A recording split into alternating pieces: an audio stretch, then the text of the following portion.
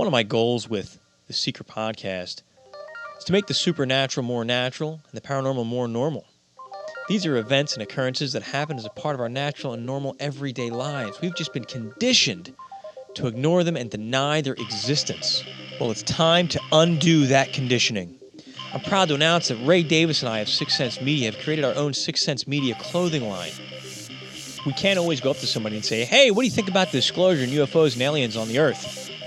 But you can wear one of our Disclosure Now t-shirts and get people's attention, start the conversation, or connect with another like-minded person who sees your shirt. If you're a truth seeker, or someone looking to enact positive change in the world, why not wear it with pride?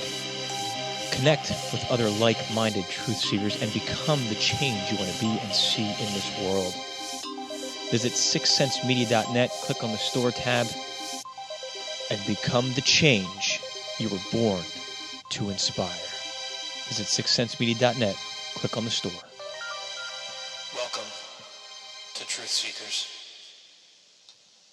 Let me tell you why you're here. You're here because you know something. What you know you can't explain, but you feel it. You felt it your entire life. That there's something wrong with the world. You don't know what it is, but it's there.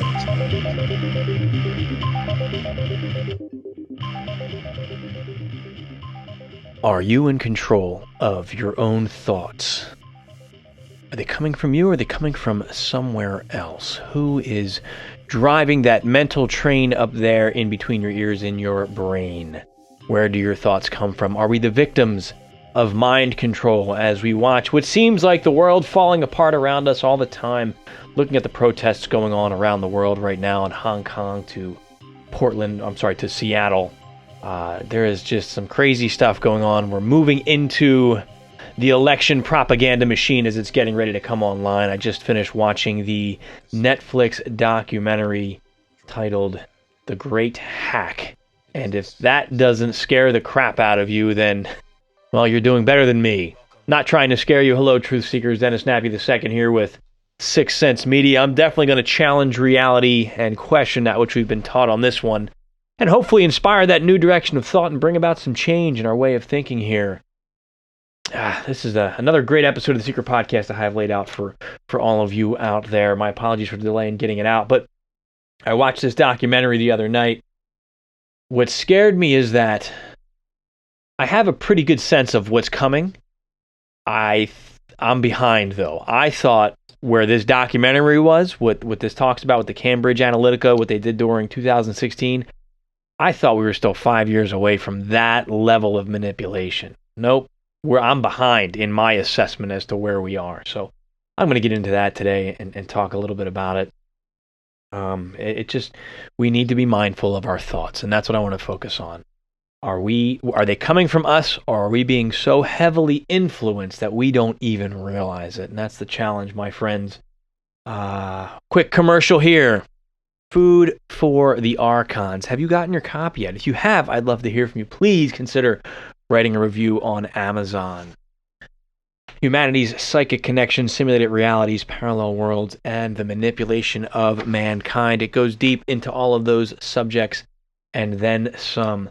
Signed copies, I'm told, are starting to arrive for those of you that order the signed copies, and other copies are going out every single day. Love to hear your feedback on it. So check it out. It's available at Amazon. It's available at sixthsensemedia.net/archons. My new book. It's been a 5-6 year process on it, and I'm excited to share it. All right, let's get past the commercials. Let's do a little bit of news. I'm going to keep this show kind of quick tonight. All right, this comes to us from the Daily Star. Deep fake evidence so realistic, quote, innocent people will go to jail, warns an expert. Deep fake content is getting really good really fast, warns Shamir Alibahi. Deepfake material, including fabricated evidence, will become so realistic it will land innocent people in jail, an expert has warned. Shamir Alibahi, CEO of video verification company Amber, believes content, including CCTV and voice recordings, will be subject to gross manipulation. He spoke amid alarming concerns over deepfake technology, raising eyebrows online, including a recent viral video of comedian Bill Hader morphing into actor Tom Cruise. And Shamir warns it is only a matter of time before the technology creeps its way into the global judicial system. Now, I'll leave this article in the show notes, obviously, for you to take a look at. I watched this video, and it is really weird. And I've watched a handful of these deepfakes. These pages are starting to pop up on YouTube and social media and stuff. And what it is they're taking old movies, and they're switching the actors' faces, or they're taking old interviews, and they're putting a different actor in there.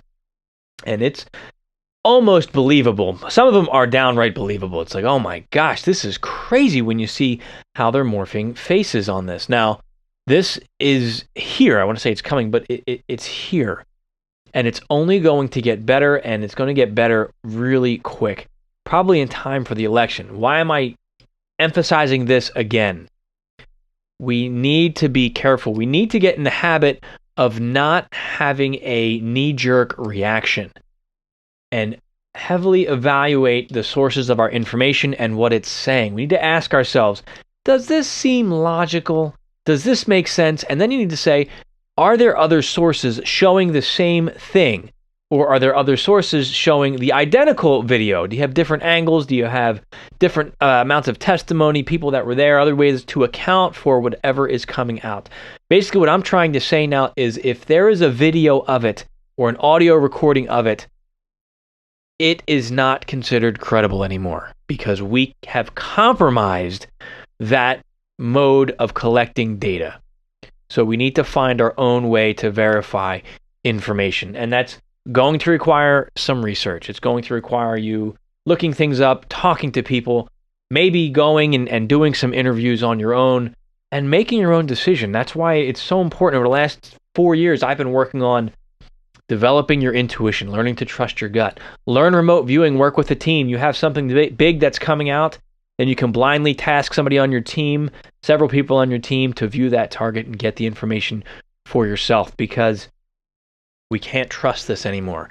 And what we need to prepare for it, and I'm not saying this to scare you, but we need to prepare for a huge onslaught of disinformation as we move towards the upcoming election.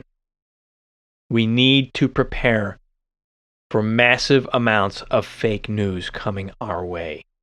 And it's going to be believable. It's going to be credible when we look at that. I'm going to share an excerpt from my book in a little bit talking about the fake news that's coming out. And I should have done this article last because it ties right into the great hack that we're going to talk about. But it's concerning, to say the least. Let's move on. Let's go to outer space here. This comes to us from International Business Times.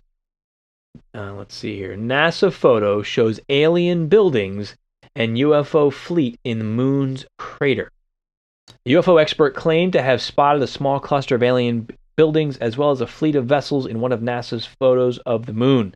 According to the expert, the strange objects were docked in the moon's Dionysus crater. Now, I know I interviewed Daz Smith. He's been tasked to remote view this at least 10 times. I think this is the crater he's looked at. And the information he's gotten is amazing. He has found this to be an actual true statement, that there are objects up there. There's craft up there. Farsight released stuff on structures up there. There's something up there on the moon, and it doesn't appear to be ours. So pay attention to this article. What I like about this article, I'm going to share it in the show notes. I'm going to talk about this guy and what he's seeing there. There's a shift. They don't label him as a tinfoil hat wearing Looney Tune. They simply call him a UFO expert, which is now, I guess, becoming a credible term because the mainstream media is acknowledging the existence of UFOs. So it doesn't start off with this sounding like it's Looney Tunes. So maybe we're starting to see a shift coming along with UFO-friendly reporting.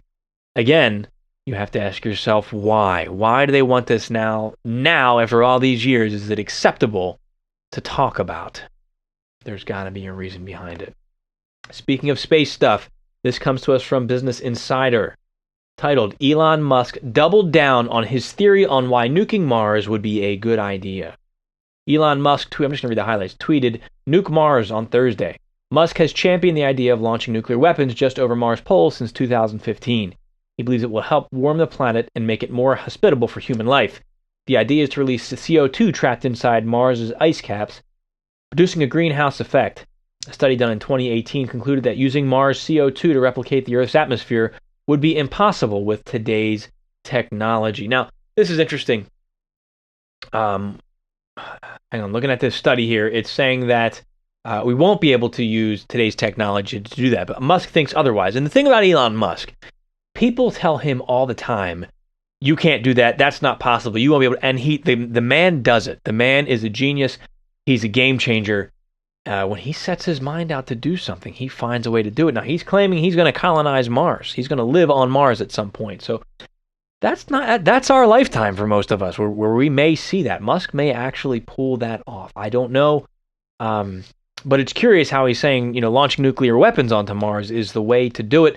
I know they nuked the backside of the moon years ago, and their reason, quote, their public reason was to see what water vapor was brought into the air. I think there was something else going on there. I don't know the full story to that, but it's interesting. Now, looking at Mars, what I find interesting is that if you follow secret space program lore, there are some factions out there that do say we have bases on Mars already in the black budget, and there's been this secret war going on. I think Corey Good's one of those championing that story. I don't know if that's true or not. I do know that there have been credible remote viewers who have looked at Mars and found structures and civilizations. Courtney Brown's book has a fascinating story about the lost Martian civilization. And you go back to some of the older creation myths, and it sounds like there may have been something going on, a civilization, a society on Mars. And some people say they came here and are still here, separate from the human race, Martians living somewhere on the planet. Being serious here, if this is true, and you happen to be a Martian listening to this show, I know, again, it may sound kind of weird, or from anywhere else and you listen to this show, I'm going to talk to you. Would you be willing to come on the show? Get in touch. sixcentsmedia.net. All right. Interesting stuff going on. We're going back to space. We've got the ramp up for the space war and all the rhetoric with that. A lot of attention is being focused on the moon. Are they going to release information about these structures? Now, here's something that's interesting. If you've been with me for a while, or you've gone back and listened to the stuff, I have this UFO disclosure playlist. And I really started kicking off this story because I guess about 2 years ago now, maybe, and I think it was longer than that, maybe 3 or 4 years ago, David Wilcock came out with this crazy, fantastic story. And what he was saying was a lot of what the conspiracy circles say is that there's an elite ring of pedophiles that are within the government, and they're about to go down. He started saying they're being taken down. And his claim was that when this starts to happen, they're going to, as a last-ditch effort to distract everybody from what's really going on, they're going to disclose that there is an ancient structure on Antarctica. It's the Antarctica story. That this is an ancient alien base, and the technology is so advanced, it's going to completely shock the world. So, a lot of people label Wilcock as Looney Tunes. I want to say right off the bat, I'm not a huge fan of him. I don't like his attitude and his persona, and I think he's very sensationalist.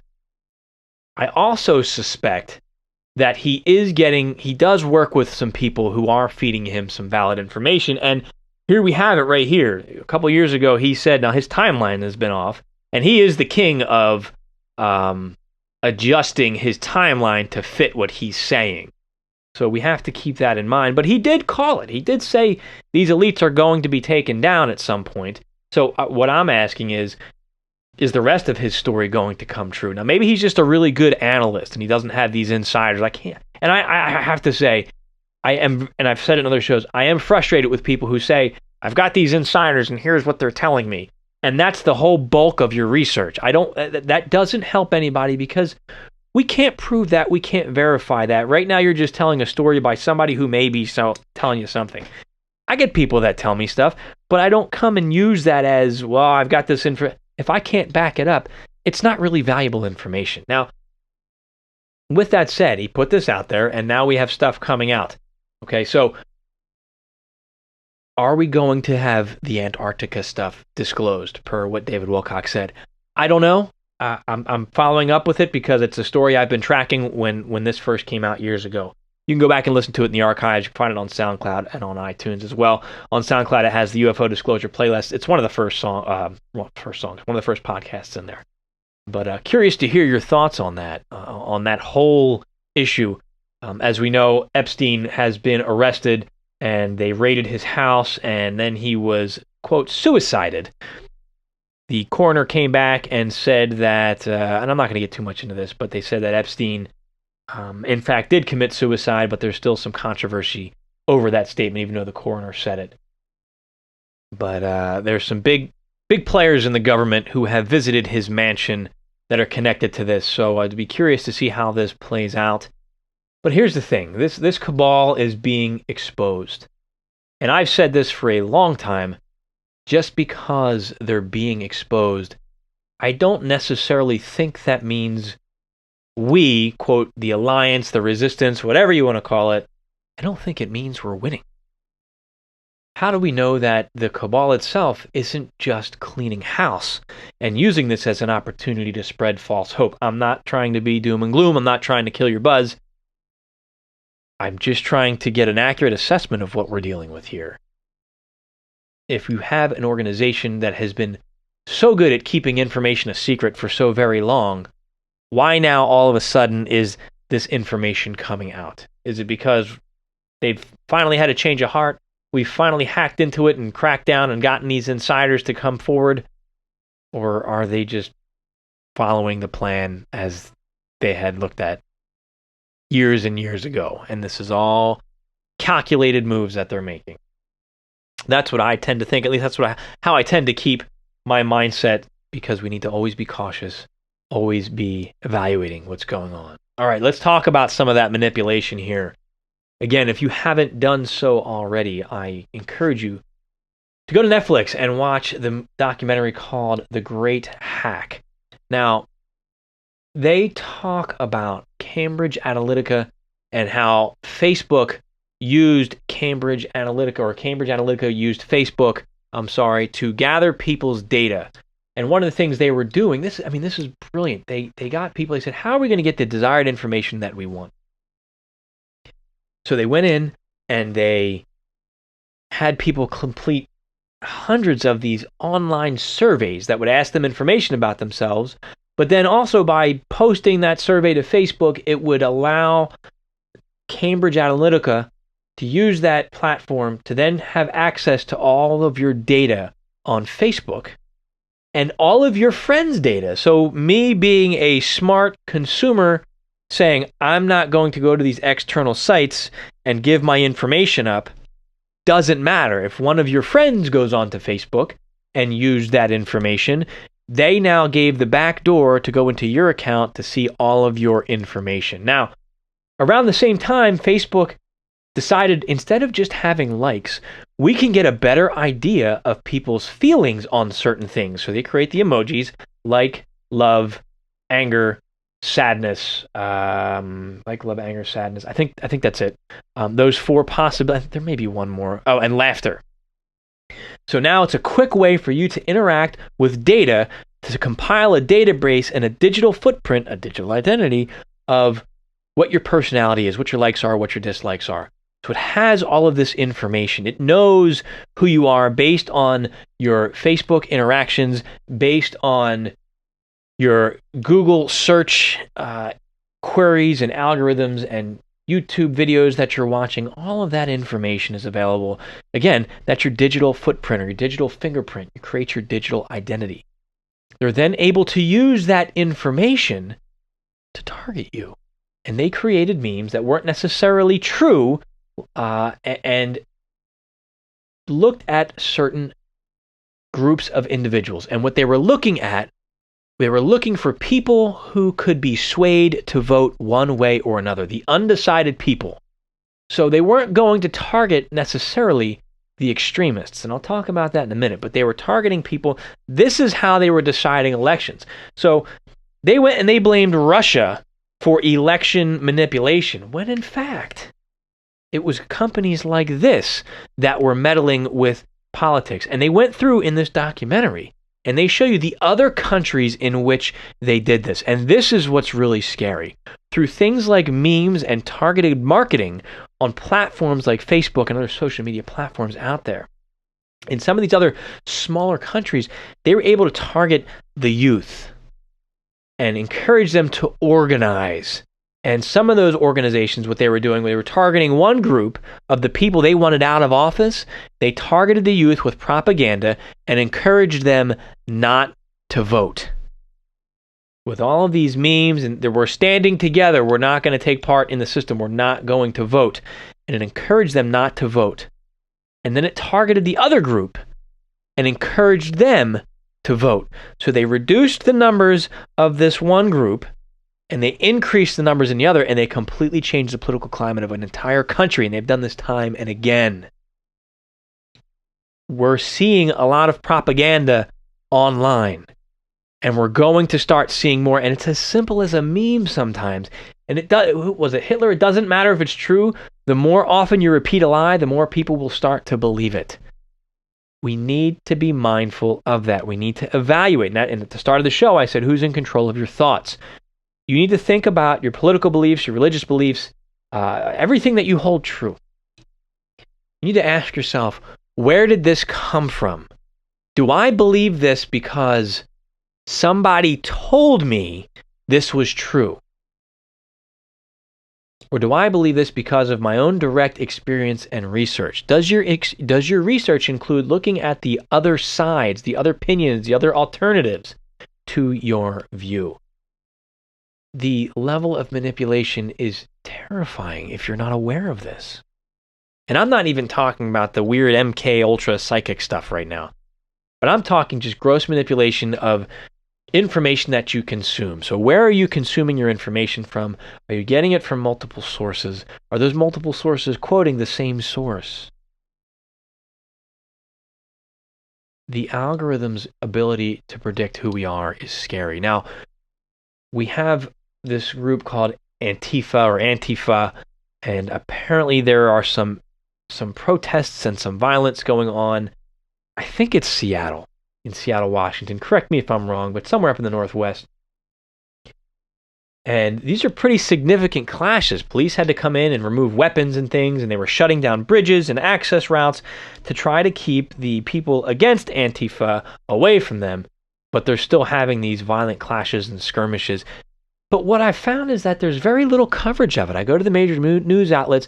Maybe there's a small article here or there. Maybe there's not. Maybe it's not that big. It seemed like a pretty big deal.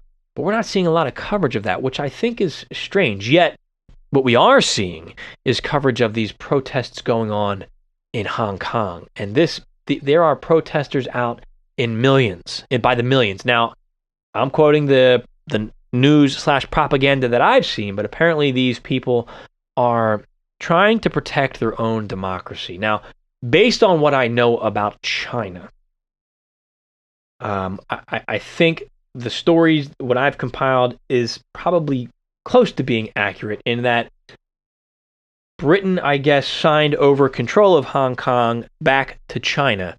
China is now trying to put its authoritative rule over the people of Hong Kong who previously act more like free Americans when they're over there. The rights, the laws, the regulations, and freedoms that they have are a lot more liberal than the rest of the country of China itself. And I believe China is now trying to lock down and clamp down on what's going on in Hong Kong. So the police are there. They're clashing with citizens. Citizens are fighting back. Police, as far as I can tell, are using less than lethal tactics. Now, I was watching these protests in the mall, and you had the riot police there against all these citizens who were going crazy. And what's interesting in what I saw, the riot police had their shields. Occasionally they were throwing some tear gas. They were getting their butts kicked by these protesters. And I was watching their tactics. And again, I only saw probably a 5-10 minute video. They did not seem very organized, and they seemed totally overrun by the numbers of protesters. I don't understand that. I don't understand how an organization coming from China could have such an unprepared, tactically deficient police force engaging with these protesters. Now, that's what I observed. I would expect China to have much better trained officers, and I'm sure that they do. I don't know why they're not employing better crowd control measures, and I'm not saying that I want them to. This is just my observation with a background in law enforcement. I think that their tactics were weak based on what I saw. I'm glad that they're weak at this point in time, but I wonder why. Is there a greater agenda there? Are they intentionally not giving them enough manpower? What happens if they do? What happens if we have another Tiananmen Square incident? How will that play out? Is this going to turn really violent? I don't know. Now, how is this being used to manipulate things? I've only been able to read headlines from the articles because everything was on a site that was private. You had to pay for to read. I think like the Wall Street Journal. I forget the other one that I saw. I couldn't get into the whole article because I'm not subscribed to them. But apparently this is affecting the markets as well, the financial markets, people flowing their monies out in places that are invested in Hong Kong. So maybe that's the whole goal, to let these people think that they're winning and to have that market, that local economy crash because these protests are so out of control and going to be allowed to continue to escalate until they reach a certain point. I don't know. Because as we tie into the greater picture here, the world economy is changing. Now, will we be manipulated into that? I don't know. Is it going to be a gradual transition? I don't know. We just saw the other day the stock market crashed, or is crashing. I'm sorry. What happened was it dropped so many points, and the way that the market flipped was very similar to what happened in 2005 when the market dropped. And what I read through a CNN article was that that's an indicator traditionally when the market does what it did within 22 months, we're going to go into a recession. I believe now we're looking at a global recession. I'm not a financial guy, I'm not a financial advisor, but it looks like things are changing. Now, is this manipulation? I don't know. I mean, the market did in fact fall. Why did it fall? I'm not a financial analyst. I don't know. But does propaganda play a role in that? It's quite possible. That's why, and we can't sit here 24/7 and just consume news all day long. We can't. But there are some big stories out there that we need to be aware of. And then we need to also do whatever research your intuition pulls you into that you feel is important for you, your life and your family's life. But coming back to this great hack, what do we do about it? Because I don't see the internet going away. I don't see our method of getting news right now going away. We need to be smart consumers. We need to understand. I shared an article in the beginning of these deep fake videos. We need to be mindful, even if, you need to be objective about this, even if the candidate that you hate has a deep fake video come out, you have a choice to make. Are you going to be part of the problem, or are you going to be part of the solution? As Nietzsche says, be careful when fighting monsters that you yourself do not become the monster. And I quote this probably every couple weeks. Okay, so what does that mean? How do we apply that to this? Well, you have a political candidate who you hate, and he must go at all costs. And a deep fake comes out about him, that's him or her, that's really good. You know it's fake. Do you share it? Because you're going to use the same tactics that your, quote, enemy is using. So you're going to share that propaganda fake video. Well, you've just become like the enemy. You've just spread disinformation. Is it worth it? Well, that doesn't hurt anybody. Well, what if that disinformation leads to a riot? What if that disinformation ultimately spreads to somebody getting hurt or shot?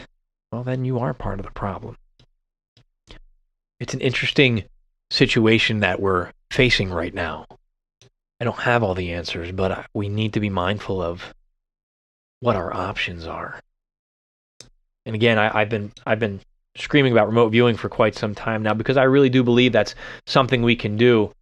How do we learn it? Well, you need to start first reading about it and understanding the process. I'm going to plug Daz Smith's website, remoteviewed.com. There's just a wealth of information there. You can start piecing things together. Daz has some books out as well that are well worth taking a look at to learn remote viewing. But that's just one piece to the puzzle. How are we feeding ourselves as well? What else are we consuming during the day? Are we just constantly... I have some friends on social media, and everything they post is about how much they hate Trump and how bad the world is. And here's the reality, and it's hard. It's hard, but are not going to wake anybody up. The meme you share is not going to, first of all, what we know about algorithms right now, it's not going to be presented to somebody whose mind you're going to change. It's not going to happen. The meme you share is going to be shared to people who think like you. That's what the algorithm is where it's going to put it. It's going to reinforce people who already feel the same way and strengthen their opinion. It's not going to go to somebody whose mind you might change. You're better off having a dialogue with somebody. Why do you, and asking them, present your case, present your facts. Let's agree that we're going to have a disagreement, and let's agree that we're not going to yell at each other. We're not going to get mad at each other. We're both going to present our sides, and we're both going to draw our own conclusions, and we're going to accept whatever the other person's belief system is. And that's something we need to remember here about the United States of America and the belief of what this country is and should be, the belief in freedom. You have the right to believe what you want to believe in. You also have the responsibility to protect that freedom. And now we're in an interesting place here. What happens when someone else's belief you fear may lead to the limiting of your own belief system? And that's the challenge that's coming out right now. I don't have an answer for us. We have a lot of issues here going on with people are very concerned over the raids that ICE is performing, grabbing people and deporting them. People who've been here for a very long time but have not achieved citizenship. That's a serious ethical problem that we have right now. Whether you agree or disagree, what's the next move? What's the end game here? Right now, they're creating a system of grabbing people who are here illegally. Once that system is fluid and working the way they want it to, can that evolve? Can that system change to, well, now we've got people of a different political belief system who have proven to be a threat to national security. Therefore, based on the advanced algorithms that we have, you have already been identified, and guess what? We're tracking you from your cell phone. If you have this political belief, this religious belief, we're now coming for you.